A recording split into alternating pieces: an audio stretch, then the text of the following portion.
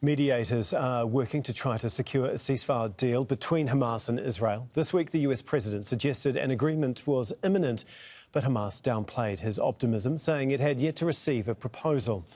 The US State Department, however, remains hopeful. Our goal is to achieve a deal to reach a humanitarian pause and the release of hostages as soon as possible. Certainly, we would welcome getting one by this weekend. What I can say about the overall progress is that we made significant progress towards an agreement last week when we had officials from the United States government engaging in the region. We continue to pursue further progress this week. American officials across the government continue to be engaged on this question. We are trying to push this deal over the finish line. We do think it's possible. Earlier, my colleague Rob Matheson spoke to Basem Naim, the head of political and international relations for Hamas. He says Washington's words and actions are contradictory. If the Americans want to be really optimistic, they have to end this double standard games. They talk on one tongue for stopping the aggression or for achieving a ceasefire and avoiding broadening the conflict into the region. But at the same time, they are using the veto in the Security Council to reach a ceasefire. They are approving $14 billion for Israel. They are securing Israel with more ammunition. I think more or less I can say that this optimism is not related to the reality on the ground, and it is more part of the internal American politics in the year of the election.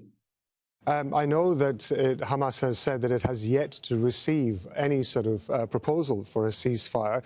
There have, of course, been a lot of leaked details, apparently, about some sort of ceasefire. Given what you know about the possibility of what might be out there, is there anything that Hamas would be prepared to be flexible on? Hamas have showed from the beginning great flexibility to achieve a ceasefire, because we know every added day to this slaughter means 100 to 150 new civilians, Palestinians killed. People are in the northern part of Gaza Strip are dying because of starvation. We know exactly what does it mean. Our families are still there in the Gaza city and in the northern part of the Gaza Strip. But at the same time, this flexibility cannot be at the cost of our main and strategic goals. For example, we are looking not for a humanitarian pause or a humanitarian ceasefire. We are looking for a final, total, comprehensive ceasefire. We are looking for a total withdrawal of the Israeli army, Israeli forces from the Gaza Strip. We are looking for allowing all Palestinians really to move from the south to the north and vice versa. We cannot accept keeping our people, 1.5 million Palestinians in the southern part of Gaza Strip, kept hostages under the Israeli policy or within part of the Israeli internal political games between the right and the left. Therefore, this is the baseline where we can build on. Okay, let's bring in Al Jazeera senior political analyst Marwan Bishara now to help unpack a lot of this. I mean, it seems like Joe Biden is the only one that is confident that any deal is going to be done by next week. Do you think that Biden has jumped the gun here? Well, let's call it a tactic. It's even more than a tactic. It's optimism that's strategic. It's strategy by optimism, right? Because when you are the superpower, and you've been trying to mediate this thing for a while, right? And you come to a point where there are a good number of factors. One, we are approaching Ramadan. Two, we are approaching the end of the 5th month of war. International community is getting fed up. There's a bit of a fatigue on both sides. So once you launch into optimism, whoever is not responding with you is the party pooper, is responsible for suddenly turning this, Christmas, it's Christmas every day, into hell in Gaza. It's notably Hamas, right? But also Netanyahu. And that's why I think Hamas was basically squeezed by that kind of a tactic on the part of the Trump White House, whereby they say, well, it seems like the parties have agreed. We probably could start on Monday. Let's go for it. Well, if Hamas then says, no, wait a minute, I didn't get anything new, it sounds like it's the outsider. But this also puts pressure on Israel as well, Yes, doesn't it does. it? It does, and that also should give us a pause about the growing tension between Biden and Netanyahu.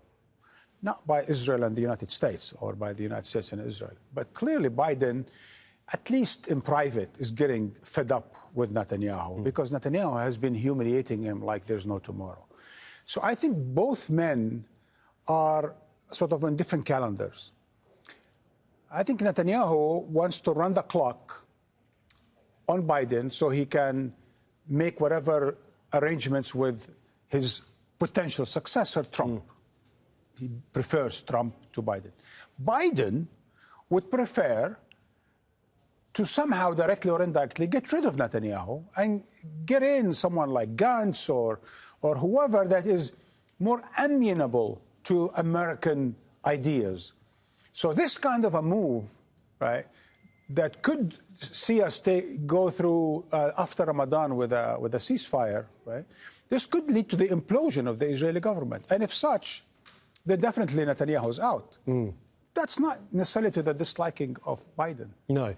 Can we just talk about the optics of all this? Because when Biden was talking, he was explaining all of this on a late-night comedy talk show, which is quite an unusual place for these remarks to be put out there, as well as we saw him eating an ice cream while he was talking about famine and the plight of the Palestinians. What do you make of just the look, the optics of this?